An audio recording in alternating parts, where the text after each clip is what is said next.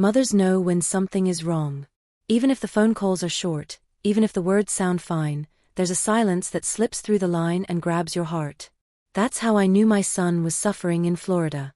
He told me not to worry, that life was busy and he was tired, but I heard more in his voice than he wanted me to. So I packed a bag, bought a ticket, and flew down unannounced. I thought I'd find him maybe overwhelmed, maybe struggling to keep up with life. What I found instead nearly brought me to my knees. Because when I walked into that house, my son was pale and dying in his own bedroom, while my daughter-in-law was laughing in the living room, throwing a party like nothing was wrong. That was the day my heart shattered, and the day I started planning the kind of revenge that makes people remember your name. My name is Ruth Harris. I'm 78 years old. And this is the story of how my son's suffering turned into my strength, and how his wife learned what happens when you betray both love and family. The idea of Florida in February always sounded nice: sunshine, warm breezes, a break from the gray skies of Ohio. But that wasn't why I went. I went because a mother's instinct gnaws until you listen. For weeks, my son Daniel's voice had sounded different. He used to call me every Sunday, cheerful, always making jokes about my cooking and asking if I'd finally learned how to use the new smartphone he bought me. But lately, the calls were short. His words were flat. And the last time when I asked if he was eating well, he laughed a weak little laugh and said, "Sure, Mom. Don't worry about me." That laugh broke me. I sat up in bed that night staring at the ceiling, remembering the little boy who used to run barefoot in the yard, who cried when he scraped his knees, who once told me, "Don't ever leave me, Mommy." My Daniel never asked for much. He was quiet, hard-working, gentle. And now he sounded like a man barely holding on. So, I did what mothers do. I acted. I didn't tell him I was coming. I knew he'd protest, tell me not to fuss. I packed a small suitcase, tucked in a photo of my late husband for courage, and booked the first flight south. The Florida air hit me like a warm blanket when I stepped off the plane. People bustled around with sunglasses and beach bags, but my heart was heavy. The taxi ride to Daniel's neighborhood felt like it took years. When we pulled up, I frowned. His house looked different. The driveway was crowded with cars, shiny, expensive cars that didn't belong to Daniel. Loud music pulsed from inside, spilling out into the street. Laughter, clinking glasses, the sound of a party. I paid the driver, grabbed my suitcase, and walked up the path. My hand hesitated on the doorbell. Why would Daniel be hosting a party if he'd been sounding so weak? Relief flickered through me for a moment. Maybe I'd been wrong, maybe he was fine. But when the door opened, my relief shattered. My daughter-in-law, Jessica, stood there. She was tall, blonde, wearing a glittering dress that looked more suited for a nightclub than a home gathering. Her perfume hit me like a wave. And when she saw me, her painted smile faltered. "Ruth," she said sharply, "what are you doing here?" I blinked, surprised by her tone. "I came to see Daniel." Her eyes darted behind her to the crowded living room, where people were laughing, drinking, music thumping. Then she leaned closer, lowering her voice. "This isn't a good time." My heart sank. "Is Daniel here?" She hesitated just long enough to make me nervous. "He's resting. He's not feeling well." Resting. Not feeling well. While she threw a party. My chest tightened. "I want to see him." She forced a laugh, too loud, too bright. "He's fine, Ruth. Honestly. Come back another day." But something in me snapped.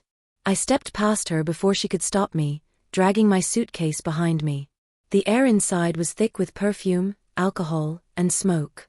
Strangers filled the room, raising their glasses, oblivious to my presence. "Where is he?"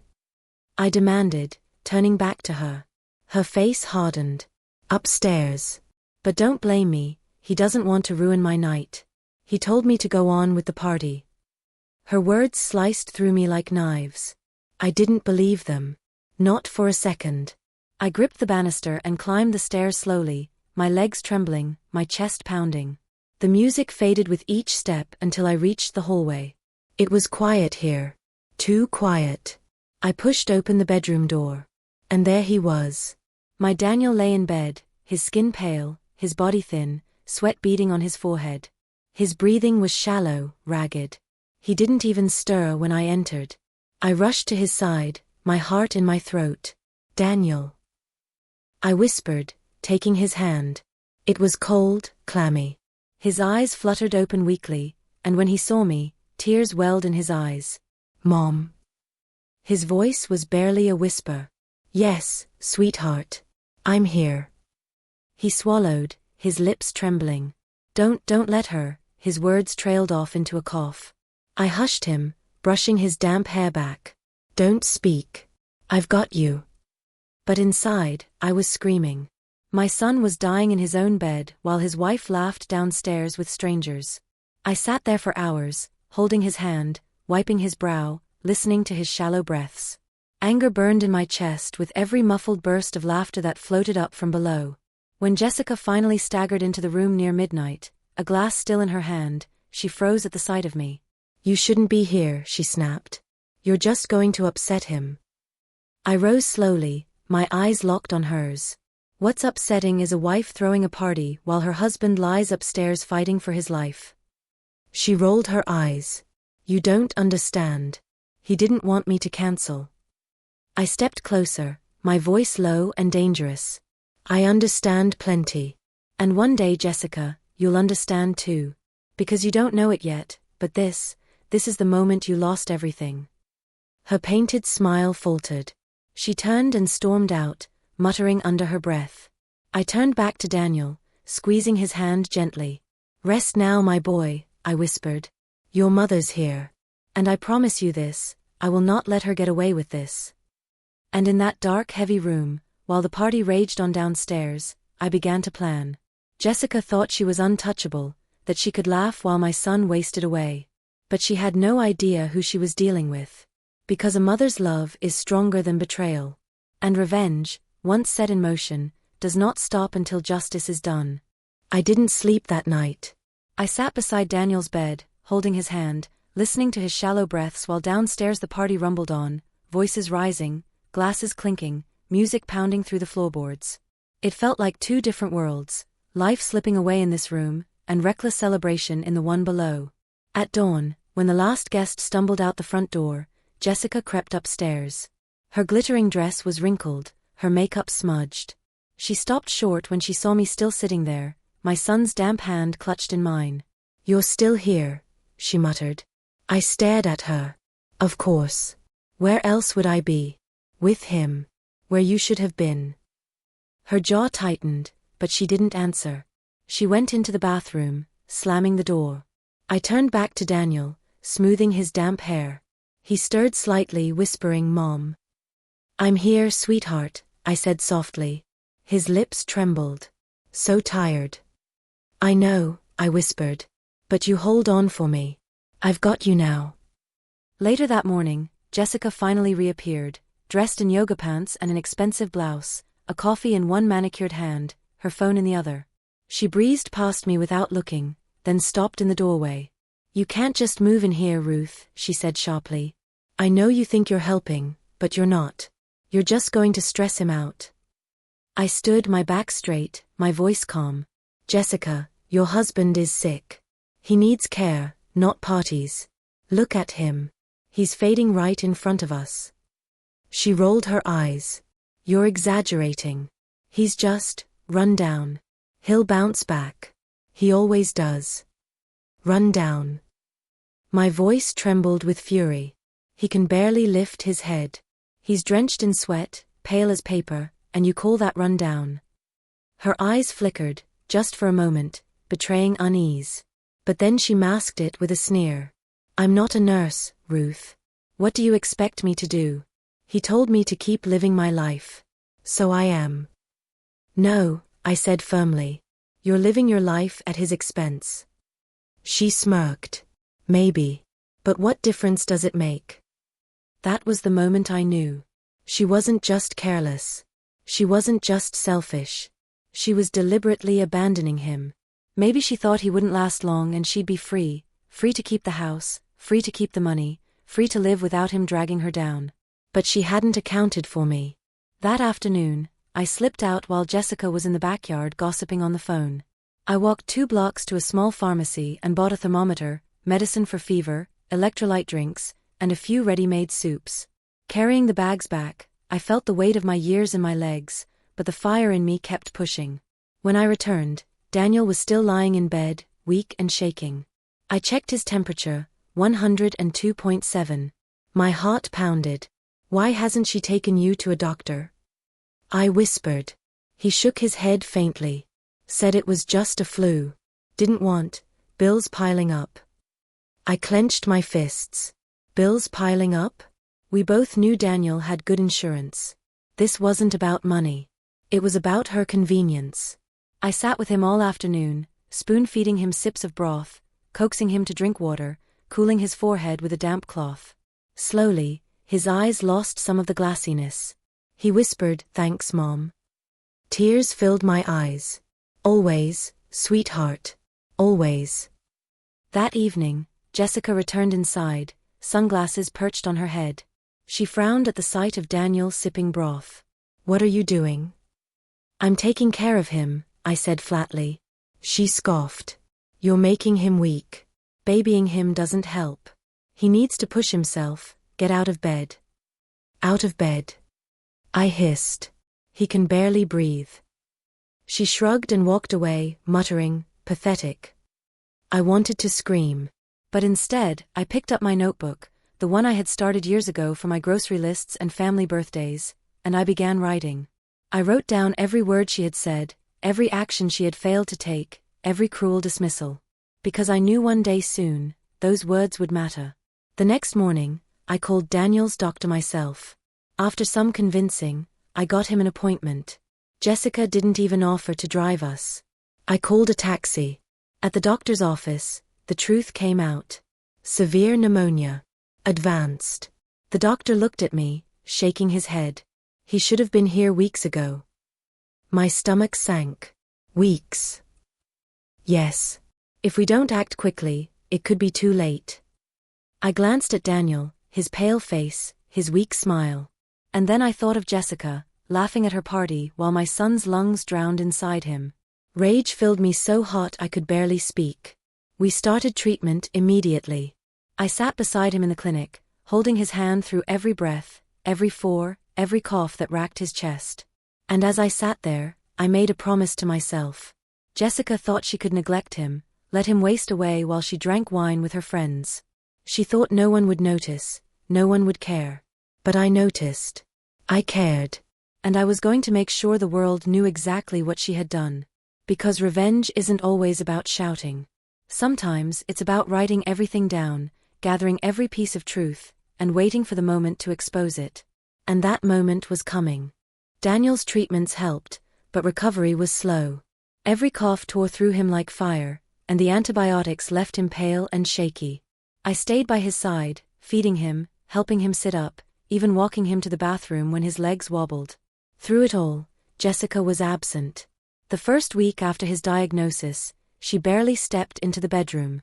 Sometimes she'd appear in the doorway, arms crossed, sighing loudly like it was an inconvenience. "Don't hover over him so much, Ruth," she'd say. "He'll never get stronger if you keep treating him like a baby." I bit back my fury. Hovering? He could hardly lift a glass without trembling. He needed care, love, attention, and she offered none of it. Most nights, she went out. I'd hear the front door slam, heels clicking across the porch, her laughter echoing down the street as she got into a car that wasn't hers. She'd return hours later smelling of wine and perfume, her makeup smudged, her smile smug.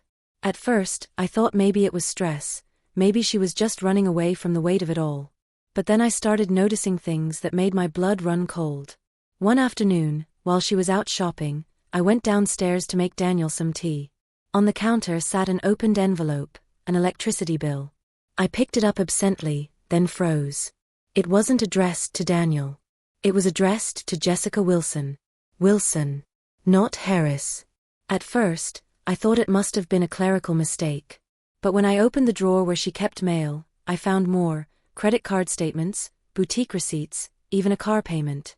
All in the name Wilson. My heart pounded. Wilson was her maiden name. Why would she be using it now? Unless she was building something separate. Something apart from Daniel. That night, while Daniel slept, I went into the living room and opened her laptop. I knew it was wrong, but I couldn't stop myself. What I found made me sick. Email after email, plans for real estate, inquiries about luxury condos, conversations with a man named Brad. One email burned into my memory: once things are settled with Daniel, I'll have the insurance money. We'll finally be free. Insurance money. Free. I sat there trembling, bile rising in my throat. She wasn't just neglecting him. She was waiting for him to die. She was already planning her life after him, with another man. I wanted to storm upstairs and drag her out of the house by her hair. But I didn't. Not yet. Instead, I took screenshots, forwarding them quietly to my own email. Then I printed the worst ones at a small copy shop the next morning, slipping the pages into my notebook. Evidence. The next day, when Jessica breezed in with shopping bags, I was sitting at the kitchen table, my expression calm. You were out late again, I said softly. She shrugged. Had to get out. Can't stand being in a sick house all the time. I looked at her, really looked at her, and saw the truth written all over her face. She didn't care. Not about him. Not about marriage. Not about family. You know, I said, my voice steady, Daniel deserves a wife who will fight for him.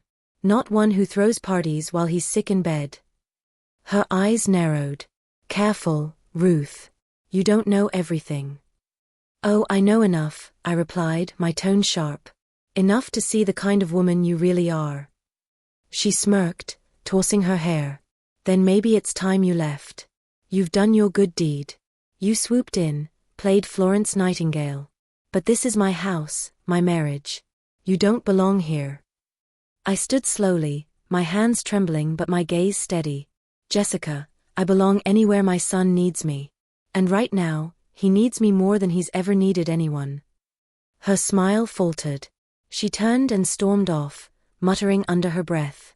When the door slammed behind her, I sat back down and opened my notebook. One page after another filled with her neglect, her lies, her betrayal.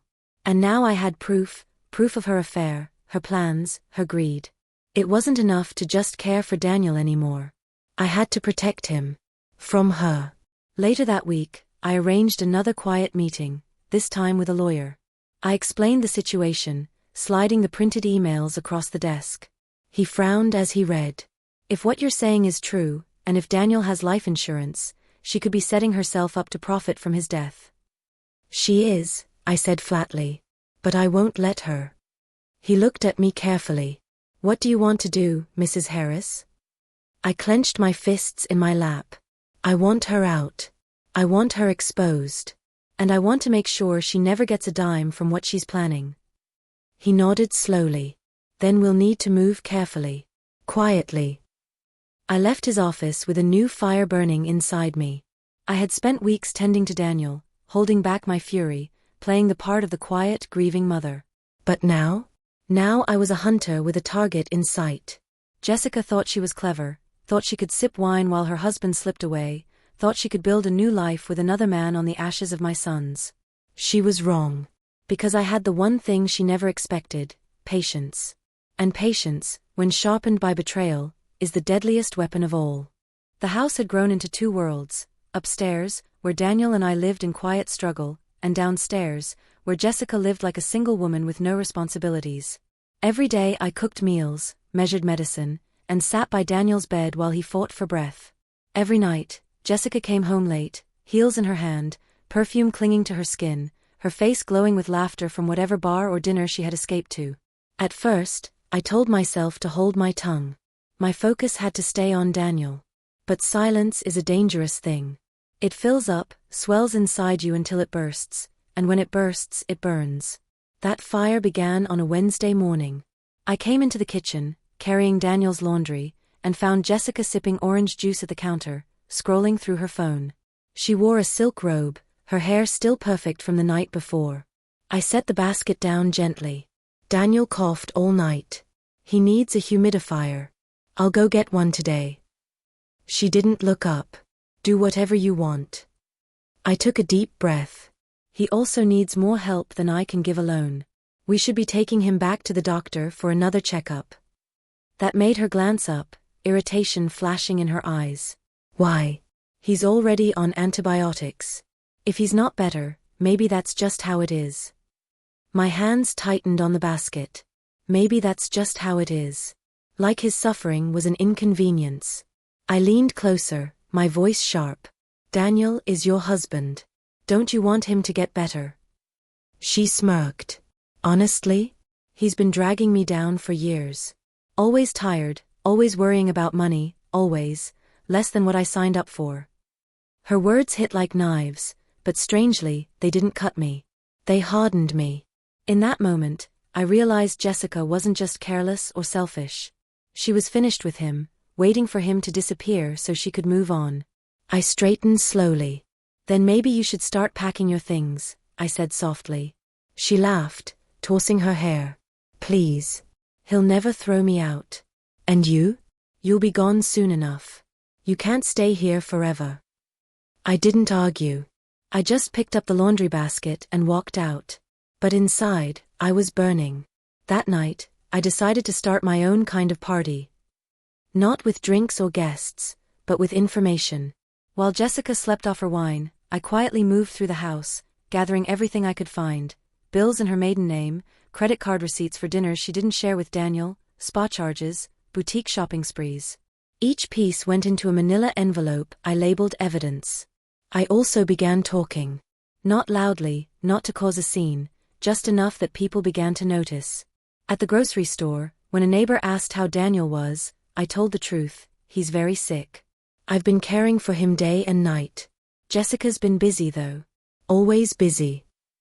At church on Sunday, when people asked why Daniel wasn't there, I said gently, he's too weak, poor thing. I'm doing all I can, but it's mostly just me. The women in the pews frowned, whispered, exchanged looks. Jessica thought she was clever, thought no one was watching. But people were beginning to see the cracks. The breaking point came a few nights later. Jessica decided to throw yet another party, this one louder and more crowded than before. Cars lined the street, music shook the windows, and laughter filled the house while Daniel lay upstairs, clutching his chest with every cough. I sat with him, wiping his forehead, whispering comfort, while below us the living room roared. Finally, I couldn't take it anymore. I stood, smoothed my cardigan, and went downstairs. The room was full of strangers with drinks in their hands, laughing like they were in a nightclub. Jessica was in the center, glittering in a red dress, raising her glass like a queen. When she saw me, her smile faltered. Ruth, she said, her voice tight. You shouldn't be down here. I looked around at her guests, my voice loud enough to cut through the music. Does anyone here know that upstairs, in this very house, Jessica's husband is fighting for his life? While she throws a party as if she's already a widow. The room went silent. Glasses froze halfway to lips. People stared, shifting uncomfortably. Jessica's face went red. Don't listen to her, she snapped. She's just old and dramatic. I stepped closer, locking eyes with her. Dramatic? Look upstairs if you dare. See what your husband looks like. Skin pale, body shaking, struggling to breathe. And then ask yourself if this, I gestured at the crowd, is how a wife shows love. Whispers spread through the room. A few guests put down their drinks. One woman shook her head and muttered, shameful. Jessica's mask cracked. She forced a laugh, waving her hands. The party's over, everyone. Go home. One by one they slipped out, avoiding her eyes, murmuring as they passed me. I stood tall, watching them go, my heart steady. When the last door closed, Jessica whirled on me, her eyes blazing. How dare you embarrass me like that? I stepped closer, my voice low and cold. No, Jessica. How dare you? You've been waiting for Daniel to die so you can collect what's left of his life. But I promise you this, you won't get a dime. You won't get his house, his name, or his future. I will see to that. She froze, her mouth opening and closing like a fish. For the first time, she looked rattled. I turned and climbed the stairs, my legs trembling but my spine straight. When I reached Daniel's room, I found him awake, his eyes wide. Mom, he whispered, I heard shouting. What happened? I sat beside him, taking his hand. Nothing for you to worry about. Just rest. Your mother has everything under control. He squeezed my hand weakly, and in his eyes I saw trust, the same trust he'd given me when he was a little boy. That night, as I sat in the dark beside him, I opened my notebook and wrote the final words on the page. She thinks I am old and powerless. She has no idea that I am already building the end of her story. Jessica believed the worst was behind her, that she could smooth over her embarrassment and continue as before. But she was wrong. Because the party she had just hosted wasn't the end, it was the beginning of her downfall. And I was going to make sure she never forgot it. The days after the ruined party were strangely quiet. Jessica hardly spoke to me, slamming doors and sulking around the house like a child punished for misbehavior. But her silence didn't fool me. I knew her kind of rage. It wasn't the type that faded. It brewed, waiting for the chance to strike. Meanwhile, Daniel was improving little by little. His fever broke, and though his cough still rattled his chest, his eyes looked brighter. Sometimes he even managed to smile when I sat beside him. Those small victories gave me hope, but they also sharpened my anger. Every ounce of strength he regained was because of my care, not hers. Then came Sunday dinner. I had cooked a simple meal: roast chicken, mashed potatoes, green beans. The smell filled the house, comforting and warm, a reminder of the family dinners I used to make before Jessica took over Daniel's life. I helped Daniel shuffle slowly to the table, supporting his arm as he eased into a chair. His cheeks had a faint flush for the first time in weeks. "Smells amazing, Mom," he whispered. I smiled, tucking the napkin onto his lap. "You just focus on eating a little." Jessica breezed into the dining room, her perfume arriving before she did. She glanced at the table, wrinkling her nose. "Really, Ruth?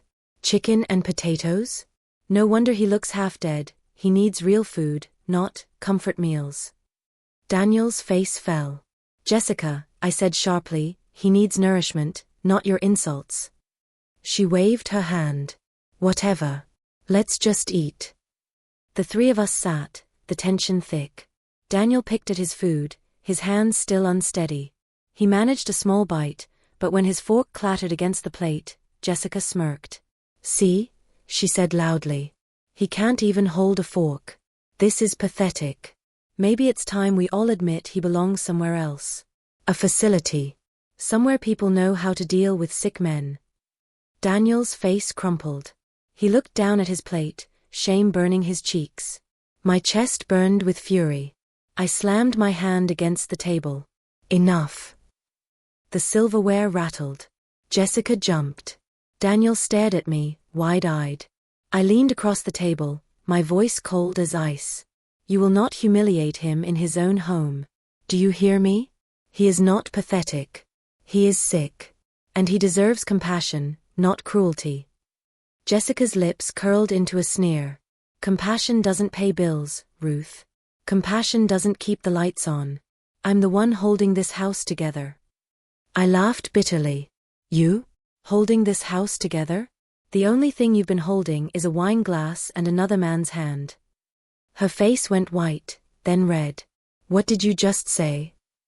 I stood slowly, my hands trembling but my spine unbending. "I know about Brad. I know about the emails. The plans for condos. The insurance money you've been dreaming of."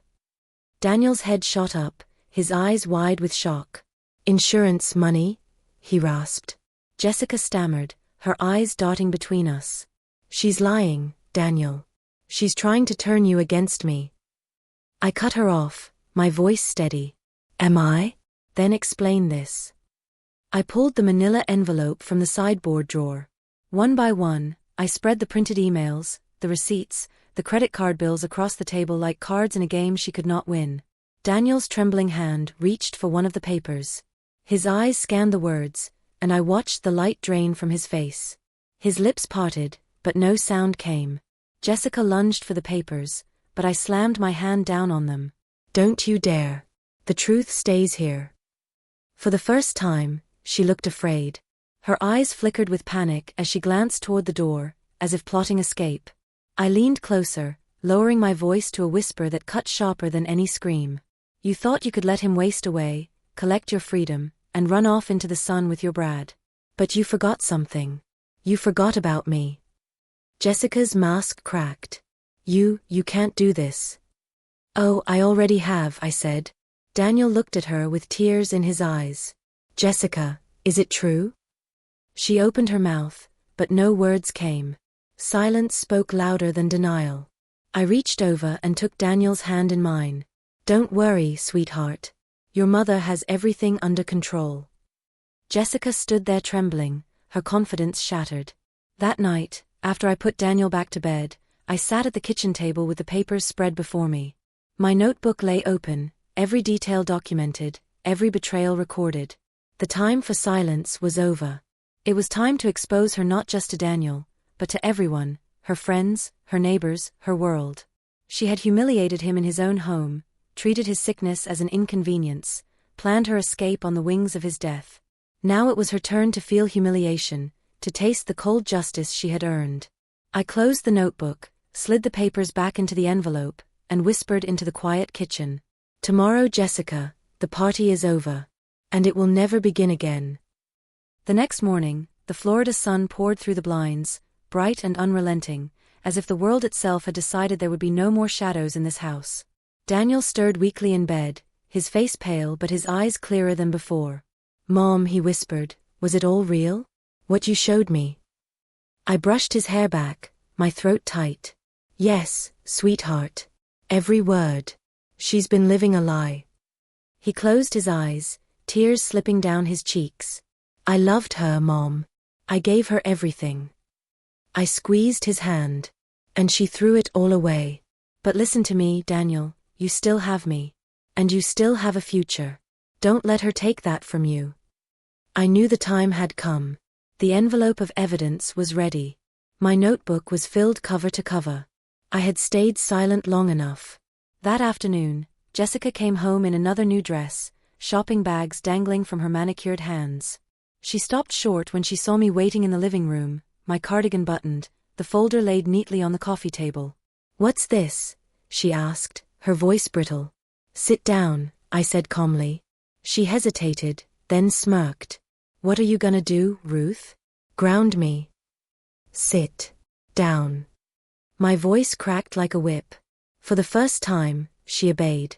I opened the folder and slid the papers across the table, emails to Brad, receipts, credit card statements, even copies of insurance policies Daniel didn't know existed. Her face drained of color.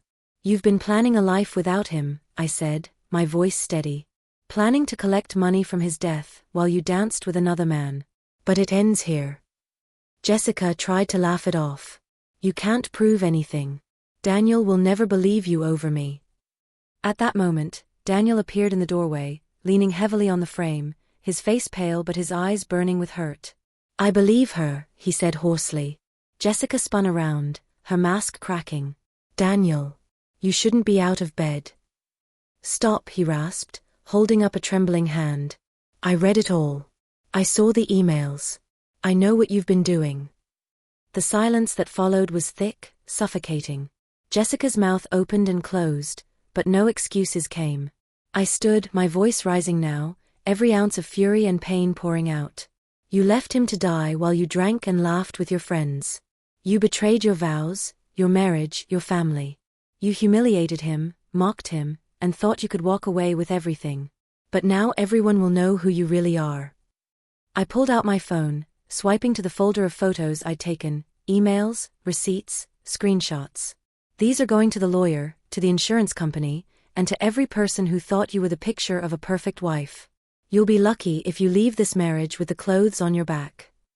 Jessica's face twisted with panic. You can't do this. I'll fight you. Daniel stepped forward, his voice stronger now. No, you won't. Because I'm filing for divorce. And thanks to Mom, I have everything I need to make sure you walk away with nothing. Her eyes filled with rage, but beneath it I saw fear. Real fear. She had lost. She grabbed her purse and stormed out, slamming the door so hard the walls shook. The silence afterward was deafening. Daniel sagged against the doorframe, tears streaming down his face. Mom, I don't know what to say. I rushed to him, holding his frail body against mine. Don't say anything, sweetheart. Just live. That's all I want. Over the weeks that followed, Jessica's glittering life crumbled. The divorce papers were served. Her affair with Brad was no longer a secret. The neighbors whispered, the church turned cold, and one by one her so-called friends slipped away. Meanwhile, Daniel slowly healed. Every day he grew a little stronger. And every day, he looked at me with the kind of gratitude that no words could ever capture. One evening, as the sun set over the Florida sky, he sat beside me on the porch, his voice quiet. "You saved my life, Mom. Not just my body, but my spirit. If you hadn't come," his voice broke. I squeezed his hand. "If I hadn't come, she would have finished what she started. But she forgot one thing, Daniel. She forgot who your mother is." He laughed softly, tears in his eyes. "She'll regret underestimating you." "She already does," I said. I leaned back, breathing in the warm evening air, the sound of crickets humming in the yard. For the first time in months, I felt peace. Jessica had thrown her last party. And I had thrown mine, the kind of party where truth is the guest of honor, betrayal is exposed, and revenge is the final toast.